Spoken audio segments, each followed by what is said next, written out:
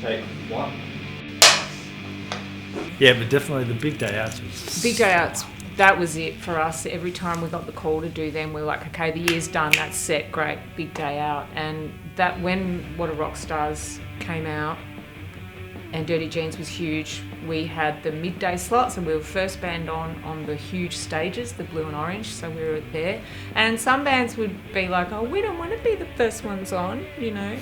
Oh, you know, we're better than that. But we just weren't that kind of band. We weren't precious about shit like that. We're like, yeah, we'll kick the day off, we'll get up there and, you know, because it goes from midnight to midnight, so it's a long day. Anyway, when we came on, sure enough, there's like, you know, 40,000 people. It's massive, and you just go, ah! But somehow, you know, we just did it. We played to thousands and thousands of people, you know, hand claps, Dirty Jeans. Our management, who were really creative, they got the rock sign made into these foam hands, like blue foam hands with magic dirt written on them.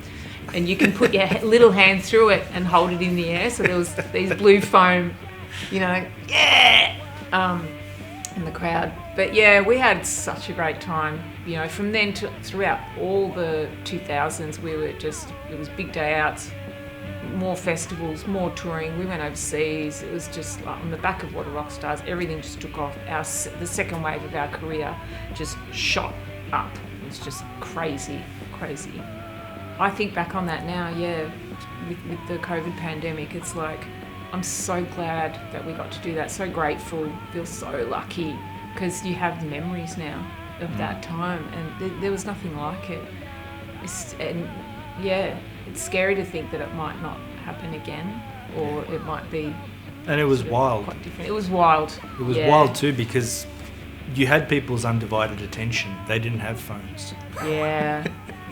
They didn't have portable computers with them, so they were there, and they were there to see the bands and to go nuts. And you know, young people were just, it was wild. Yeah, but no, that was a huge time. And I remember when the internet first came in, I was like, what's this? That's just a fad. That's not going to take off. I don't know what that is. But anyway, fast forward, and we bought the little Mac, the Mac clamshell laptop, and we were like doing our tour diary on the road, and you know, we had management, we had the label, and it was all huge. Like, there was a massive buzz in the air, and we were kind of right place, right time, and right release. Yeah, I didn't get a phone till 2011.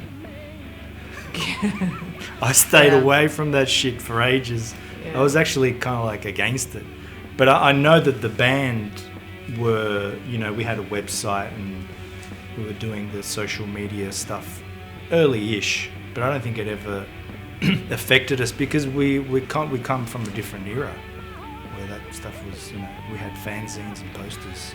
And you know, we've always had a fan club, and we've always been really tight with our fans. So from the very back in that Windsor house I was telling you about, the rat infested one, we had a fan club, so we had people writing physical letters to us, and we would write back to every single person, and we'd send them little things like, I don't know, bits of hair sometimes, just whatever, what the hell? Just stuff, just little cartoon drawings, or just stuff, or like, you know, a release. I've got some lint. Yeah.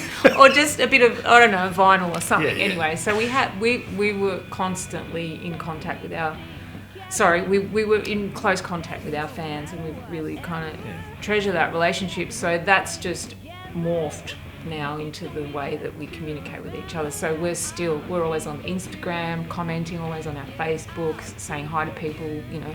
So yeah, that's just changed in format.